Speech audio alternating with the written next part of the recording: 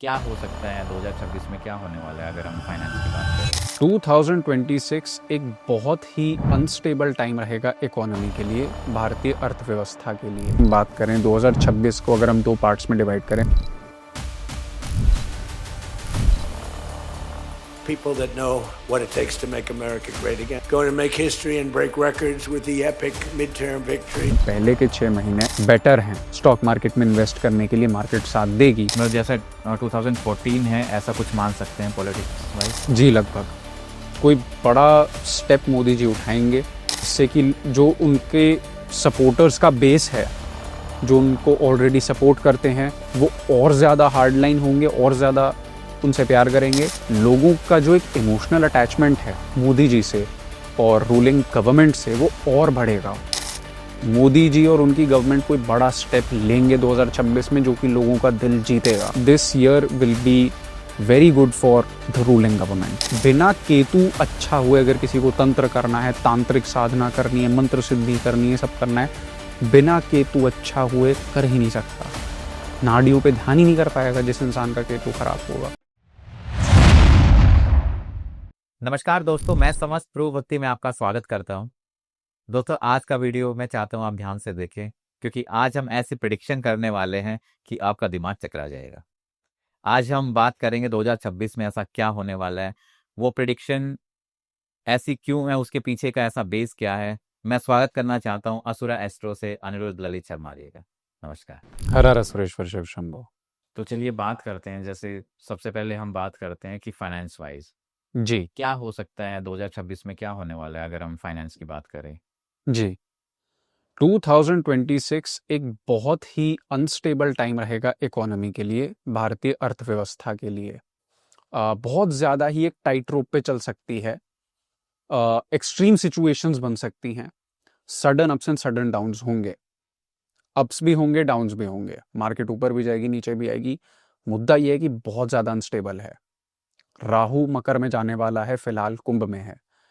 इस टाइम पे काफ़ी सारे लोगों का इंटरेस्ट बनेगा शॉर्टकट से पैसा कमाने का, सट्टा खेलने का, बेटिंग का, इन्वेस्टमेंट का। कुछ लोग परसेंटेज का काम करते हैं, लाइजनिंग जिसे बोलते हैं, कि बीच में मिडिलमैन बन के थोड़ा परसेंटेज ले लिया। बहुत लोगों का मन करेगा इस तरीके से एक शॉर्टकट के वे से पैसा कमाया जाए। ये करेगा राहु। केतु उच्च की राशि में है, सिंह में है, और 2026 के एंड में या उसके खत्म होते ही कर्क में चला जाएगा। उल्टा चलेंगे, राहु और केतु उल्टे चलते हैं। सिंह से कर्क में, कर्क से मिथुन में, मतलब they move backwards rather than going forwards. तो केतु बहुत ज्यादा डिटैचमेंट पैदा करेगा, अपयश पैदा करेगा। काफी सारे लोग जो कई सालों से काम कर रहे हैं किसी भी एक फील्ड में, प्रोफेशन में, क्षेत्र में, उससे मन उठेगा। कुछ नया ट्राई करना, चीजों से मन उठना, संन्यास का भाव कि बहुत काम कर लिया, अब काम छोड़ दो।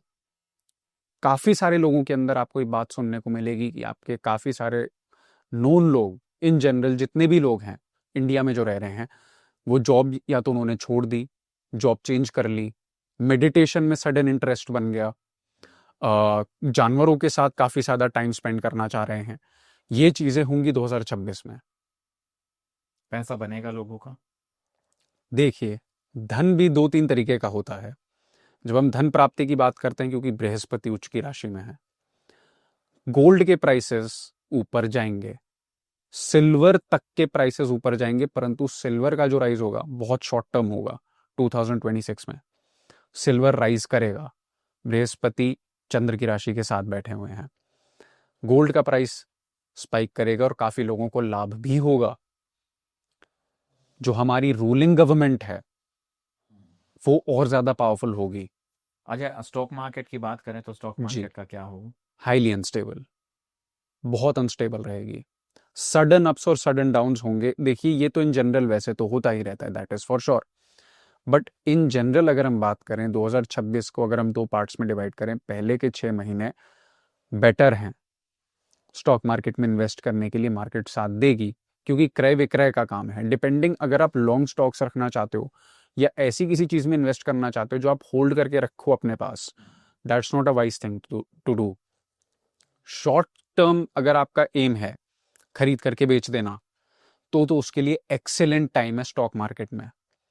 बट लॉन्ग टर्म के लिए, क्योंकि जो सेकेंड हाफ शुरू होगा 2026 का, वहां पे इकोनॉमी थोड़ी धक्का खाएगी, खासतौर पे स्टॉक मार्केट भी। जो लोग ज्यादा पैसा लगाएंगे लालच के चक्कर में, वो धक्के खाएंगे। ऊपर से क्योंकि राहु उच्च की राशि में है, लोगों का लालच बढ़ेगा, लालसा बढ़ेगी, ये मन करेगा कि शॉर्टकट से पैसा कमाकर जल्दी अमीर बने। इसमें आपने ये भी मेंशन किया है कि कोई बिग फाइनेंशियल फ्रॉड भी आएगा जी, 26 में। कारण ये है कि शनि उच्च की राशि में है, राहु एक्टिव हो रखा है। कड़ी से कड़ी ऐसे जुड़ती है, शनि उच्च की राशि में, मीन राशि में। आप ये मैं आपको बता रहा हूं, और मैंने पिछले साल भी प्रिडिक्शन करी थी कि शनि जब मीन राशि में होगा, काफी सारे लोग जो मेहनत कर रहे हैं एक ही फील्ड में, क्योंकि केतु क्या करेगा, यश पैदा करेगा, मजबूर करेगा कि भाई ये काम छोड़ दे, तेरे को कुछ मिल नहीं रहा है इससे, संन्यास ले लो, अकेले रहो, आइसोलेटेड रहो, समाज से अलग रहो। जैसे केतु का टेम्परामेंट होता है इंसान को गौतम बुद्ध जैसा बनाना, ये है केतु। केतु का सिद्धांत सीधा ये है, मौन रहना, अपने आत्मा पे ध्यान देना, जंगल में, पहाड़ों में, नदियों के पास, सेरेनिटी, सिविलाइजेशन और शोर शराबे से दूर, ये होती केतु प्रधान प्रवृत्ति की एक पहचान। केतु ज्यादा बलवान होगा तो ये चीजें होती हैं। अब यहां पे जो बात आ जाती है फाइनेंशियल फ्रॉड की, शनि मीन राशि में है तो क्विक जस्टिस करते हैं। शनि अच्छा भी जल्दी करेगा, बुरा भी जल्दी करेगा। अगर आप मेहनत कर रहे हो तो आपको अच्छे फल भी शनि तुरंत देगा इस साल, इन 2 वर्षों में, 2-2.5 वर्षों में, जब तक शनि मीन में है। वक्री हो जाए तो और ठीक है, हाँ चीजें डिले होंगी, पेशेंस आपका टेस्ट किया जाएगा कि तू इसीलिए बैठा हुआ है। बट जो इंसान ज्यादा शॉर्टकट अपनाने की कोशिश करेगा ना, जो ज्यादा तेज तर्राट बनने की कोशिश करेगा, वो मुंह के बल गिरेगा, तुरंत पकड़ा जाएगा। कोई बड़ा फाइनेंशियल फ्रॉड सामने आने वाला है। मीन राशि में शनि है, बृहस्पति वक्री हुए हैं, काफी सारे पॉलिटिशियंस का पर्दाफाश और होना है, स्कैंडल में और पॉलिटिशियंस फंसेंगे। पॉलिटिक्स की बात करें, क्या रहेगा पॉलिटिक्स वाइज? जी, मैं ये तो नहीं जानता कि इस वर्ष में किसी राज्य के किसी भी स्तर के कोई चुनाव हैं या नहीं। इतना मैं जरूर बता सकता हूं, 2026 एक ऐसा साल होगा जिसमें गवर्नमेंट के ऊपर एलिगेशंस तो उठेंगे, जो कि होता रहता है, क्योंकि ये जो वर्ष है ये शुक्र प्रधान रहेगा और बुध प्रधान भी रहेगा, राहु का भी बल रहेगा। लेकिन बृहस्पति कर्क राशि में है, लोगों का जो एक इमोशनल अटैचमेंट है मोदी जी से और रूलिंग गवर्नमेंट से, वो और बढ़ेगा। मोदी जी और उनकी गवर्नमेंट कोई बड़ा स्टेप लेंगे 2026 में, जो कि लोगों का दिल जीतेगा। हो सकता है 2014 और जो पहले एक फैन फॉलोइंग मोदी जी की बनी थी इनिशियल स्टेजेस में, वो दोबारा वापस आए। कोई एक बड़ा डिसीजन गवर्नमेंट प्लान कर रही है, I don't know what it is, but कर्क राशि में बृहस्पति हैं तो ये चीज होनी तो तय है। प्रॉब्लम यहां पे ये है कि इस दुनिया में काफी सारे जो पॉलिटिशियंस हैं, क्योंकि कर्क राशि के साथ बृहस्पति हैं, वो बहुत ज्यादा इमोशनल हो सकते हैं अपने डिसीजंस को लेके। जो भी उन्होंने निर्णय लेना है उसमें अत्यंत भावुक हो सकते हैं। यहां पे आएगी दिक्कत, जिसकी वजह से वो उल्टी सीधी हरकतें और इल एडवाइज्ड चीजें कर सकते हैं। सही गलत में डिफरेंशिएट करने में थोड़ी प्रॉब्लम होगी, बट इन जनरल जो लोगों के सेंटिमेंट्स हैं, जो भाव हैं, वो सरकार के साथ ज्यादा रहेंगे। This year will be very good for the ruling government. मतलब जैसे 2014 है, ऐसा कुछ मान सकते हैं पॉलिटिक्स वाइज? जी, लगभग कोई बड़ा स्टेप मोदी जी उठाएंगे, जिससे कि जो उनके सपोर्टर्स का बेस है, जो उनको ऑलरेडी सपोर्ट करते हैं, वो और ज्यादा हार्ड लाइन होंगे, और ज्यादा उनसे प्यार करेंगे, और जो उनको डाउट भी करते थे वो भी थोड़ा सा उनकी तरफ शिफ्ट होना शुरू करेंगे। वॉर वाइज अगर हम देखें, जैसे जी, इस साल ऑपरेशन सिंदूर हुआ था, जी, ऐसा कुछ प्लान है? जी है। देखिए, वॉर की सिचुएशन तो इस साल भी बनेगी, वो बनी हुई है, अभी भी बरकरार है। कारण ये है कि वही राहु केतु वाला एक्सेस आ जाता है। राहु केतु का जो एक्सेस है ग्रह गोचर में, वो तो रोल प्ले कर ही रहा है। बृहस्पति जो कर्क के साथ बैठ गए हैं ना, तो ये थोड़ा सा एक ऐसा भाव पैदा कर देते हैं जो बहुत ज्यादा इमोशनली इंक्लाइंड होता है, खास तौर पे पब्लिक डीलिंग्स में, एक सोसाइटी या फिर एज अ समाज। तो जो एक वॉर लाइक सिचुएशन है ये तो इंटरनेशनली रहेगी, और खास तौर पे अ, भारत के लिए ये वर्ष अच्छा है, ये वर्ष हमारे लिए बुरा नहीं है। हाँ, शत्रुओं का नाश भी होगा, लेकिन जिस चीज का ध्यान रखना है, अगेन, इमोशंस। इंटरनेशनली अगर देखा जाए, अपार्ट फ्रॉम इंडिया की बात करें, तो वहाँ पे क्या कुछ चीज़ें हो सकती हैं? जी, इंडिया के बाहर की अगर हम बात देखें तो अगर आप 2 डायमेंशनल एक मैप ले लो जो पेपर पे बना होता है, उसमें 2 लाइनें खींचो, एक इंडिया के ऊपर, एक ब्रिटेन के ऊपर, सीधी line, vertical, because prime meridian longitude के हिसाब से सेंटर है अर्थ का, और इंडिया क्योंकि हम यहाँ रह रहे हैं। Natural disasters, accidents, crime rate, suicide cases, ये सब बढ़ेंगे, और ये बढ़ेंगे west, south west, north west और साउथ, इन डायरेक्शंस में। सबसे ज्यादा नेचुरल डिजास्टर्स और जो भी चीजें होंगी, जो तबाही होगी, इन्हीं जगहों के आसपास ज्यादा होगी। मतलब कोई ऐसी पर्टिकुलर जगह हम यहाँ पे आइडेंटिफाई कर सकते वेस्ट का एम्बिट आप लगा लो, अगर आप कंपास से वेस्ट ऑन करोगे हैं? तो वेस्ट में नॉर्थ वेस्ट हो गया, साउथ वेस्ट हो गया, इतना लगा लो आप रफली। यहाँ पे थोड़ी दिक्कत है। मतलब यूएस की बात जी, करें तो इंडिया से वेस्ट में वो आता है, साउथ वेस्ट में अगर हम थोड़ी कंट्रीज देखें, वोल्केनो इरप्ट हुआ तो इथोपिया में हुआ था, और उसी के 1-2 हफ्ते पहले प्रिडिक्शन करी गई थी, हमने अपने चैनल पे डाली थी। तो साउथ वेस्ट ही पड़ता है, ना ही केवल इंडिया के बल्कि दुनिया के हिसाब से भी साउथ वेस्ट है इथोपिया। तो वहाँ पे भी वोल्केनो डिसरप्ट हुआ जी, केसेस बोल रहे हैं कि दिल्ली तक।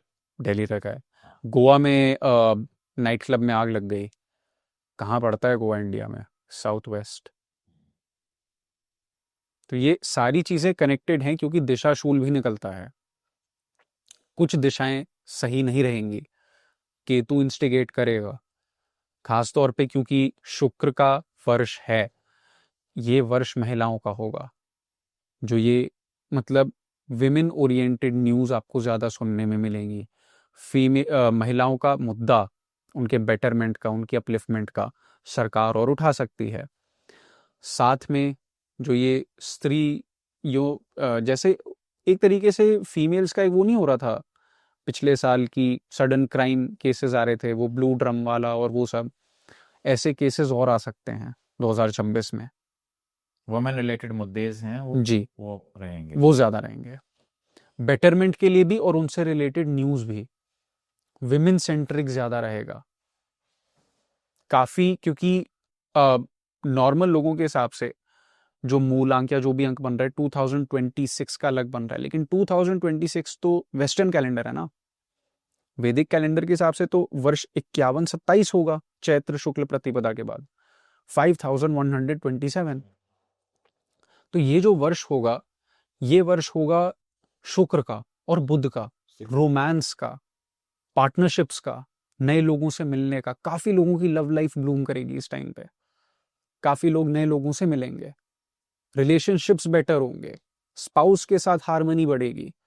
बट हाँ, बृहस्पति है तो इंडिविजुअली लोगों को अपने जजमेंट का ध्यान रखने की बहुत ज़्यादा ज़रूरत है। अगर हम बात करें तो सिंह राशि वालों के लिए, कर्क राशि वालों के लिए इन जनरल ये वर्ष थोड़ा भारी हो सकता है। ये 2-3 राशियां आप मान लीजिए।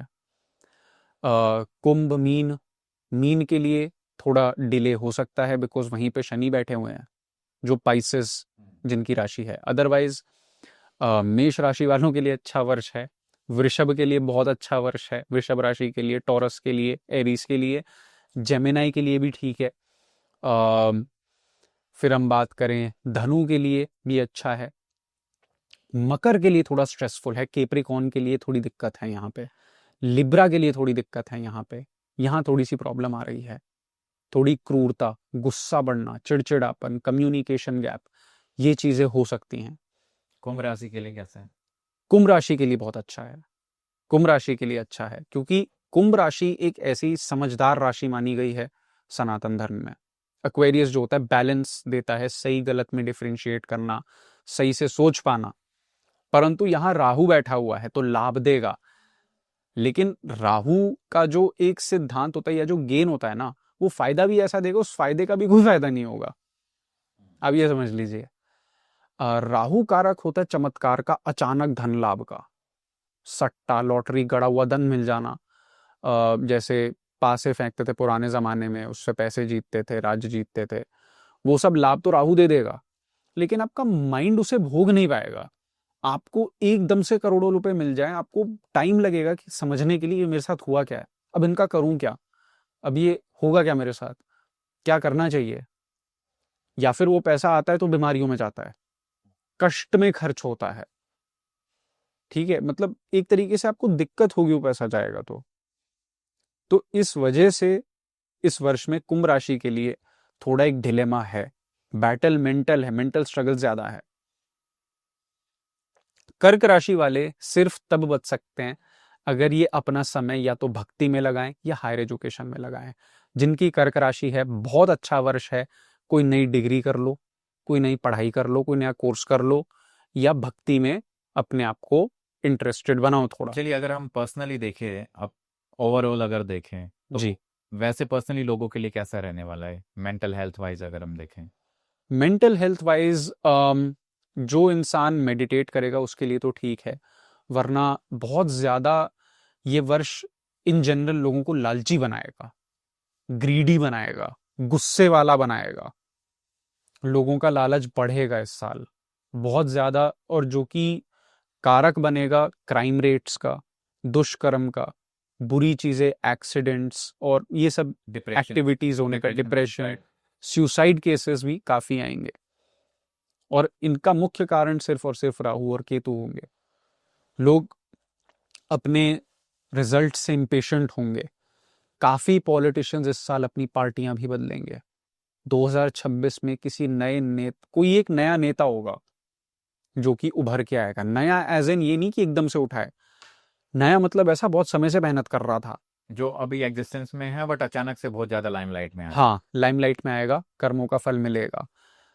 मैंने पहले भी कहा था कि शनि मीन राशि में है, तो काफी आर्टिस्ट्स जो कला के क्षेत्र में हैं, ये हमने पिछले साल फलादेश दिया था 2024 का, 2024 में दिया था, 25-26 का इन जनरल, क्योंकि शनि 26 में भी मीन में ही बैठे हैं। मैंने कहा था मीन में जाएंगे तो ये होगा, फिलहाल मीन में है ही।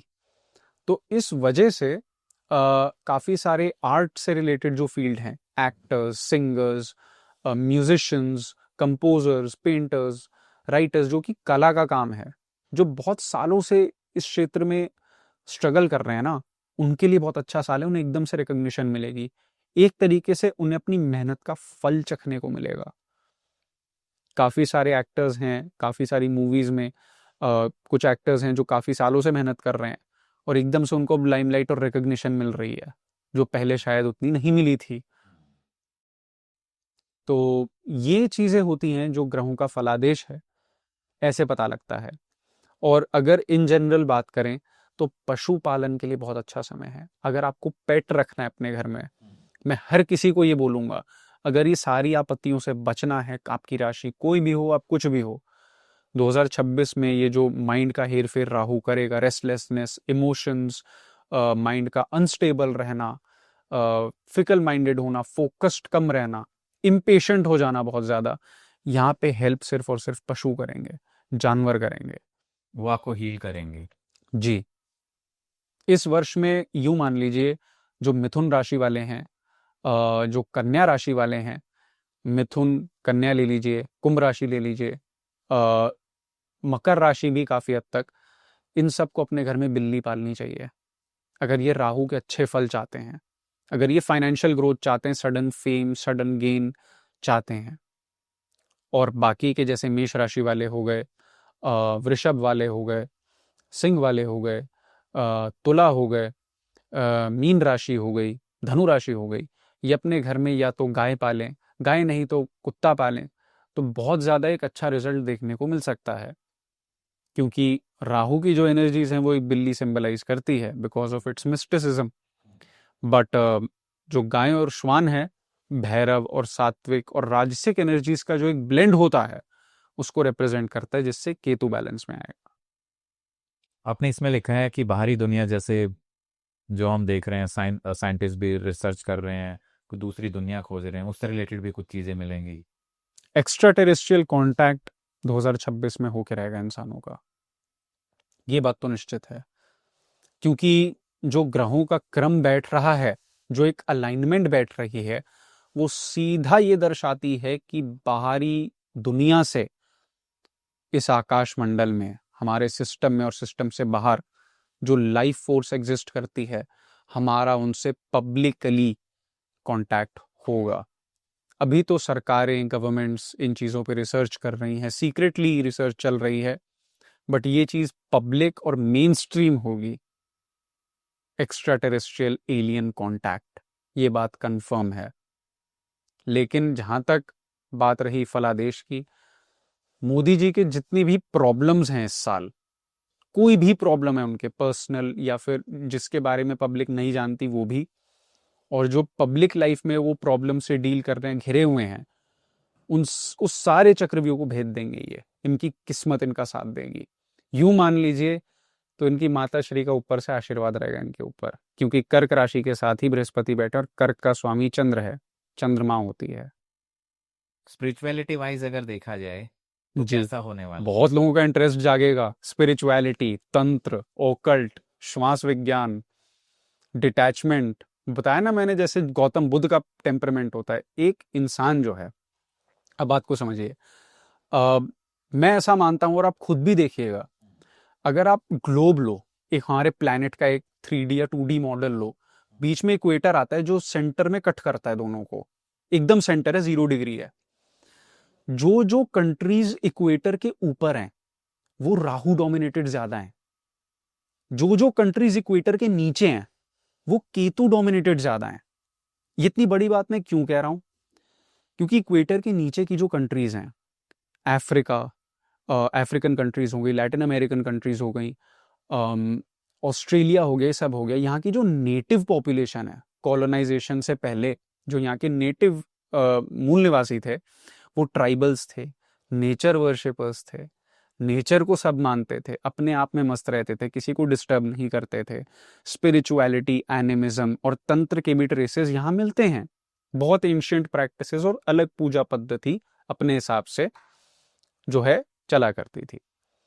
आधुनिक हथियारों के आविष्कार, बॉम्ब्स की development, civilisation, globalisation, modernisation, development, ये सब ज्यादातर कहां से निकला? नॉर्दर्न हेमिस्फीयर से, यूरोपियन कंट्रीज से, अमेरिकन, ये जितनी भी इस टाइप की कंट्रीज हैं ये इक्वेटर के ऊपर आती हैं। मतलब कि राहु और केतु अलग ग्रह नहीं है, इनको छाया ग्रह कहा गया है because they are magnetic poles. Northern magnetic pole Rahu है, साउथ वाला मैग्नेटिक पोल केतु है, तभी एक दूसरे के ये 180 डिग्री एकदम विपरीत है। और हमारे इंसान के शरीर को ये नॉर्थ पोल और साउथ पोल के मैग्नेटिक एनर्जीज बहुत अच्छे से प्रभावित करती हैं। जब भी किसी की कुंडली हम देखते हैं, किसी भी इंसान का राहु और केतु दोनों अच्छा हो ही नहीं सकता, कितना ही बड़ा तुर्रम खां क्यों ना हो। एक उनमें से एक होगा, एक ही अच्छा होगा, या तो दोनों खराब होंगे। ऐसा भी होता है दोनों खराब होते हैं। केंद्र में अगर राहु या केतु बैठ गया तो राहु भी खराब, केतु भी खराब, क्योंकि 7वें घर में या तो राहु होगा या केतु होगा, नलिफाइड, खत्म। लेकिन अगर अच्छा है तो या तो राहु अच्छा है या केतु अच्छा है। केतु प्रधान व्यक्ति और राहु प्रधान व्यक्ति, एग्जाम्पल के तौर पे राहु प्रधान व्यक्ति समवन लाइक डोनाल्ड ट्रंप, बड़ी बड़ी बातें, अपनी बातों से ही शेर बने हैं वो, और जहां पहुंचे अपनी वाणी से पहुंचे हैं, अपने ड्रीम करना सब कुछ। एक हॉलीवुड की मूवी है स्कारफेस, अगर किसी को ये समझना है ना कि राहु का सक्सेस क्या है, राहु क्या है, स्कारफेस देख लो, समझ आ जाएगा राहु क्या है। ये है राहु का सक्सेस। क्या होता है उस मूवी में, अगर ब्रीफ?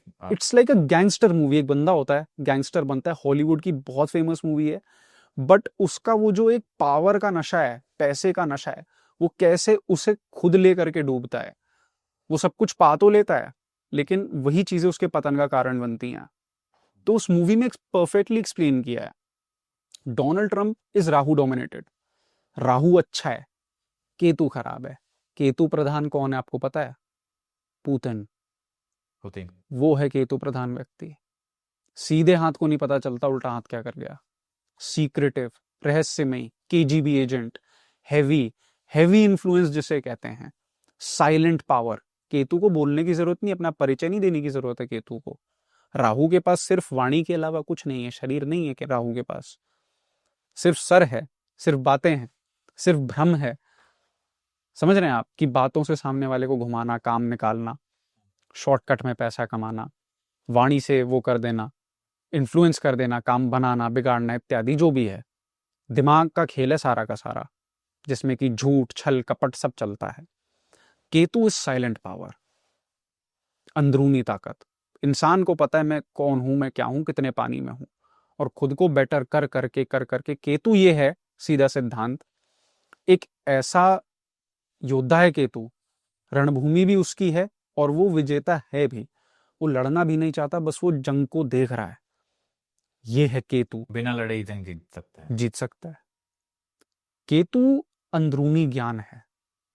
केतु बहुत हैवी, मतलब मंगल से भी 3 गुना ज्यादा अग्नि तत्व है केतु में। बहुत इतना पावरफुल है केतु, मतलब कि आप यूं मान लीजिए बिना केतु अच्छा हुए अगर किसी को तंत्र करना है, तांत्रिक साधना करनी है, मंत्र सिद्धि करनी है, सब करना है, बिना केतु अच्छा हुए कर ही नहीं सकता। नाड़ियों पे ध्यान ही नहीं कर पाएगा जिस इंसान का केतु खराब होगा। बोरिंग लगेगा उसको, मन ही नहीं लगेगा, उड़ जाएगा वहां से, अंदर की आवाज ही नहीं सुन पाएगा। तो केतु प्रधान व्यक्ति जो है, आप यूं मान लीजिए एक इंसान जो दूसरों के साथ कंपटीशन कर रहा है, वो एक लिमिट तक ही आगे बढ़ सकता है। हाँ, उसको पिछाड़ देगा, हरा देगा, नीचे खींच देगा, षड्यंत्र करेगा, प्लानिंग प्लॉटिंग जो भी है, या फिर खुद पे काम करके भी निकल जाएगा। लेकिन जो केतु प्रधान व्यक्ति है ना, उसका दुश्मन या फिर उसका कंपटीशन कोई और नहीं, वो खुद है। जब कोई इंसान अपने आप से ही प्रतियोगिता पाल ले कि आज जो मैं हूं कल मैं उससे बेटर इंसान होऊंगा, परसों उससे भी बेटर होऊंगा, उस इंसान को कौन सा दूसरा इंसान हराएगा। वो खुद को ही इंप्रूव कर रहा है, उसकी जंग ही खुद से है और उसी में वो जीतता आ रहा है, इस वजह से उसे कोई हरा नहीं पा रहा। ये है केतु की पावर। इस वजह से केतु को 9 के 9 ग्रह अलग अलग बॉडी पार्ट्स हैं। रीढ़ की हड्डी केतु है। सारे आपके बॉडी पार्ट्स अच्छे हों, बढ़िया हों, रीढ़ की हड्डी काम नहीं करे, बेड रेस्ट पे होगे, चल ही नहीं पाओगे। तो ये है केतु का काम। नाड़ियों पे वास होता है केतु का, रीढ़ की हड्डी पे वास होता है केतु का। राहु क्या रिप्रेजेंट करता है हमारे शरीर? ब्रेन, दिमाग, ब्रेन के अंदर का जो मैकेनिज्म है वो है राहु। अब हमारा जो प्लैनेट है अर्थ, जैसे हम देखते हैं ब्लू कलर, नील वर्ण कहा गया है राहु को। तो ब्लू कलर आपको पता है रियलिटी में एग्जिस्ट नहीं करता। ब्लू कलर एग्जिस्ट ही नहीं करता। सिर्फ हमारी ह्यूमन आईज हैं, जो कि हमारा जो कॉर्निया है और जैसे लाइट रिफ्लेक्ट होती है हमारे आंख में, सिर्फ हम ही ब्लू कलर देख सकते हैं। शायद ही कोई जानवर है जो ब्लू कलर देख पाता है, क्योंकि ब्लू कलर एग्जिस्ट ही नहीं करता। नीला रंग अपने आप में ही एक माया है, ये रंग है ही नहीं, बस इंसानों को दिख रहा है। ऐसा बोलते हैं रेड ग्रीन ब्लू, आरजीबी बोलते हैं जी, ये मेन प्राइमरी कलर तो ये प्राइमरी कलर्स हैं। ब्लैक वैक्यूम है तो वो अल्टीमेट रियलिटी है। ब्लैक तो है ही, सब डिसॉल्व हो जाएगा, सब ब्लैक हो जाएगा। व्हाइट है इल्यूमिनेशन, वो भी अलग अलग कलर्स के कॉम्बिनेशन से बना है। ब्लू कलर एग्जिस्ट ही नहीं करता। माया का कारक है राहु। हमारे इंसानी दिमाग में जो चीजें चल रही है ना, अब राहु खराब है तो दिमाग को उलझा देगा, उल्टी सीधी हरकतें करवाएगा, जो आपको नहीं करना चाहिए वो आपसे करवाएगा, पागल करेगा, भ्रमित करेगा, अशांत करेगा। राहु अच्छा हुआ तो आपको पता रहेगा कि हाँ, प्लान ऑफ एक्शन अब क्या करना चाहिए। आपके दिमाग की वायरिंग बहुत फोकस्ड बनाएगा, आपको एक तरीके से एक एम ड्रिवन इंसान बना करके रख देगा कि आपका एम है, वहां पे आपको कैसे भी पहुंचना है। ये कैसे पता करें कि मेरी कुंडली के अंदर कौन सा डोमिनेटेड है? देखिए, अब राहु अगर तीसरे घर में है, छठे घर में है, 9वें घर में भी है, हालांकि 9वें घर में मिक्स रिजल्ट्स देता है, 10वें घर में बेस्ट होता है, 11वें घर में बेस्ट होता है। तो ऐसे केसेस में जहां मैंने राहु का बताया कि इधर अगर राहु बैठा है, तीसरे, छठे, कई केसेस में चौथे में भी, 9वें 10वें और 11वें में, ऐसे में राहु की पावर ज्यादा है। अगर केतु की ये बात है, केतु सिर्फ और सिर्फ 2-3 घरों में ही अच्छा बैठता है मैक्स। 10वें घर में केतु बहुत अच्छा बैठता है, तीसरे घर में ठीक ठाक बैठता है, 9वें घर में भी ठीक ठाक बैठेगा, 8वें घर में उतने अच्छे रिजल्ट्स नहीं देगा, इंट्यूशन पूर्वाभास हद से हद ये देगा। तो केतु का अच्छा होना इस युग में मैंने बहुत रेयर लोग देखे हैं जिनका केतु अच्छा होता है। राहु अच्छा होना कोई बड़ी बात नहीं है, हर दूसरे इंसान का राहु अच्छा है। केतु अच्छा होना है थोड़ी मुश्किल चीज, क्योंकि जिस इंसान का केतु अच्छा होगा उसके अंदर ही ज्ञान उसको आता रहेगा, उसे कहीं बाहर से सीखने की ही आवश्यकता नहीं है। उसने अपने अंदर के परमेश्वर को पहले से ही पकड़ रखा है बचपन से। ऐसे इंसान का आप देखें ना, जिस इंसान का केतु ज्यादा मजबूत होगा, he will already have the answers which the world is looking for। ये होता है। तो यहाँ पे केतु डोमिनेटेड एनर्जी ज्यादा देखने को मिलती है। 2026 के अंदर जो राहु डोमिनेटेड हैं उनको क्या करना चाहिए जी और केतु वालों को क्या करना चाहिए? क्या अलग से कोई प्रिकॉशंस लेनी है या जैसा चल रहा है चलने दो?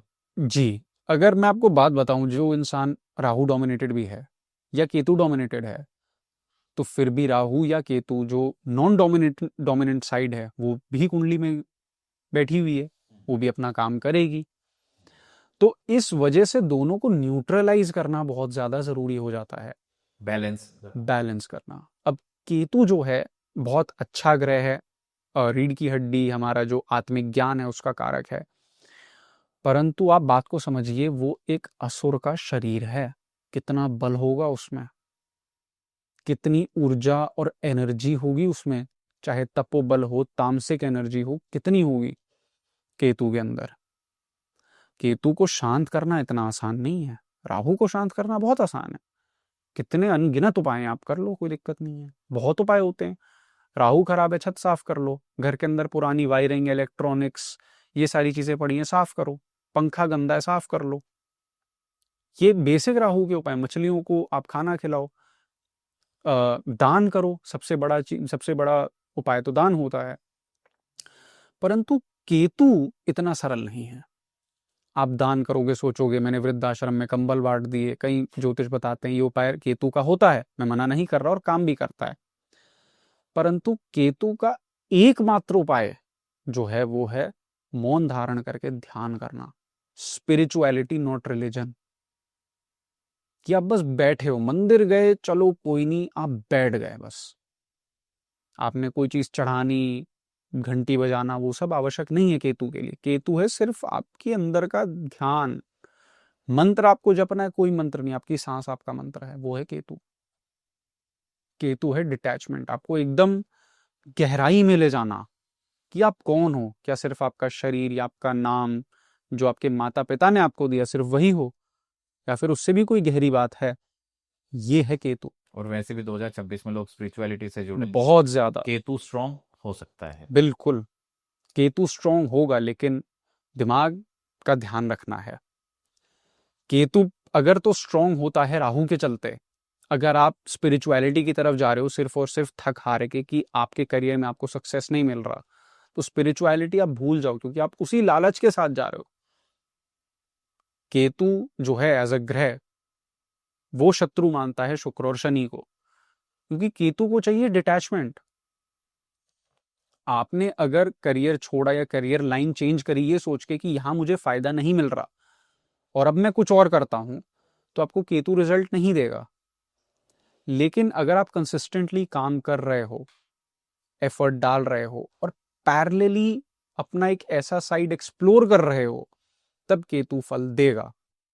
लेकिन अगर आप लालसा के साथ केतु के पास जाओगे कि ये चीज मिलेगी, ये होगा, तब केतु कुछ नहीं देगा, क्योंकि केतु के पास बुद्धि तो है नहीं। आपके पास बुद्धि है, आप ये सोच रहे हो कि कल मैं ऐसा करूंगा, ये लाभ मेरे पास कल आएगा, परसों ऐसा हुआ था, पिछले महीने ऐसा हुआ था, आगे ये होगा। केतु कहता है भाई तुम अभी हो, अभी का क्या, तुम अभी हो। उस समय क्या मैकेनिज्म चल रहा है शरीर के अंदर, शरीर के अंदर गहराई से झांकना, अपने मन में गहराई से झांकना, डेप्थ थॉट को लेकर के, स्पिरिट्स को लेकर के, अपनी खुद की स्पिरिट को लेकर के, ये बहुत ज़्यादा एक्टिव होगा इस समय पे 2026 में। रिलेशनशिप वाइज कैसा रहने वाला है? Relationship wise, romantic life wise अच्छा होगा, नो डाउट।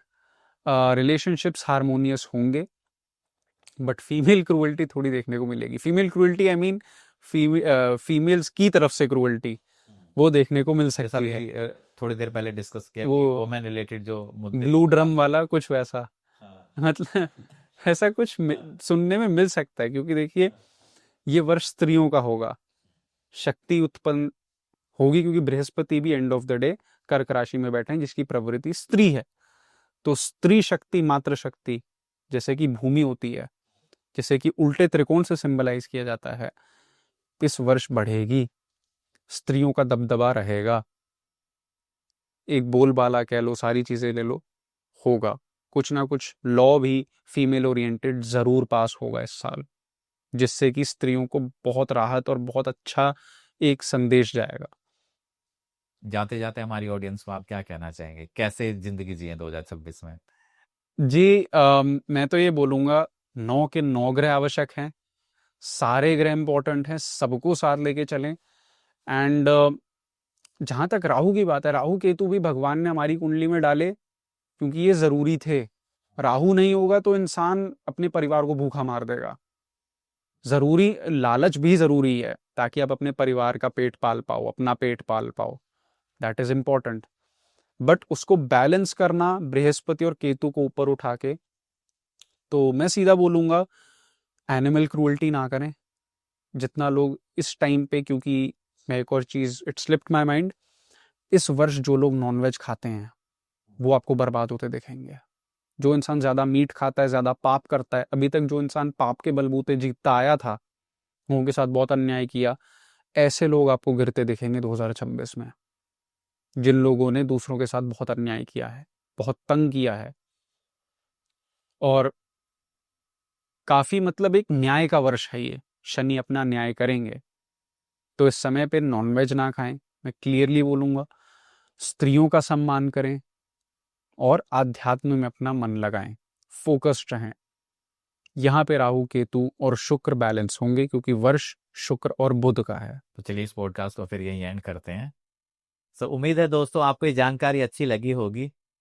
अगर आपके कोई भी सुझाव हैं तो आप हमें कमेंट्स में ज़रूर बताइएगा। तब तक बने रहिए हमारे साथ और नोट डाउन कीजिएगा कि 2026 में क्या इनमें से कोई चीज़ हुई या नहीं। तब तक बने रहिए हमारे साथ। धन्यवाद।